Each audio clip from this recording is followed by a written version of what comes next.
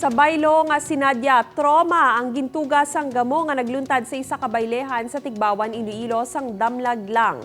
Sa video nagikan sa isa ka netizen, makit-an ang kinagamo sa covered court sang barangay Nagba.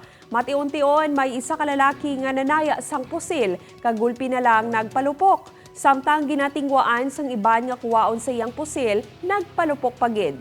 Isa pagid ka lalaki ang gintudlo nga nagpalupok man. Apang suno sa barangay officials, mga pangayaw ang mga lalaki nga nagpinalupok. Isa ka lalaki ang napilasan matapos nakibyasan sang bala. Yara ini sa maayo nga kahimtangan kag karon nagatindog nga witness sa insidente. Nadakpan sang kapulisan ang isa sa mga imbolbado sa gamo kag ginatudlo kaupod sa mga pangayaw nga nagpalupok sang pusil. Ginkilala ini kay Alejandro Umayaw. Ginpasaka na ini sang kasong alarm and scandal samtang padayon nga ginatumod ang duwa ka mga nagpalupok sang pusil. Yes, so damo na form of pamahog then kag ang alarm and scandal. Pero may di ba nga nadaplisan no based on our information?